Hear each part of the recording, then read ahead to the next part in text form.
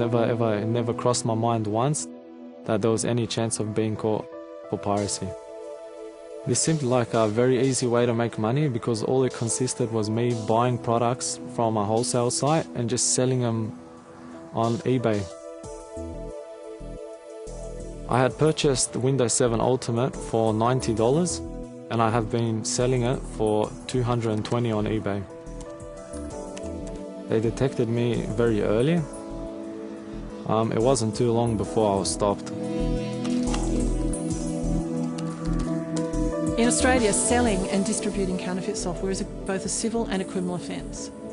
If the matter goes to court, the court can award damages, and they can take into account the scale of the offence, and the damages can be quite significant. But it's also a criminal offence, and if you're convicted, you can face jail from 2 to 5 years.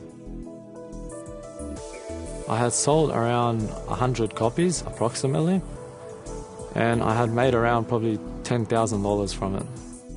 I spent it on shirts, clothing, shoes. In a case like this, once we've identified the person, we send them a letter and it says, come and meet with us to settle this matter. We know what you've done, we've got the evidence. If they don't, we go to court. And I never really thought that I was in the wrong until eventually later on when this letter had come. That's when I realised that it was actually me who was in the wrong this whole time. Be very wary of a distributor who is reluctant to provide any contact details or other pertinent information. Following on from that, you really want to know how you can actually return the product in the event that you're not happy with what you've purchased. So having those contact details and clarity around the returns policy is most important.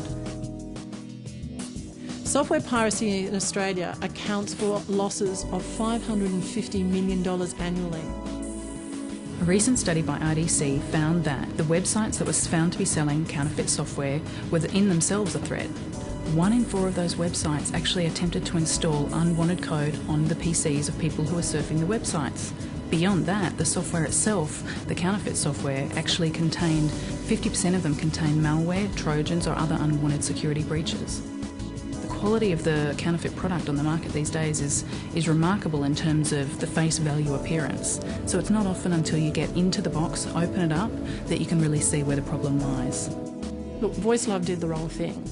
But what's important is when our lawyers wrote to him and we spoke to him, he stood up and said, yes, I'm sorry. He even wrote an apology to that effect. He's given us undertakings and he also agreed to share his story. And that's really important because we want people to understand that you are part of a chain. It may seem inconsequential to you what you're doing, but it isn't. These people are trading on your belief that it doesn't matter and it doesn't have a consequence. It does matter and there are consequences. The bottom line is, if it seems too good to be true, it usually is.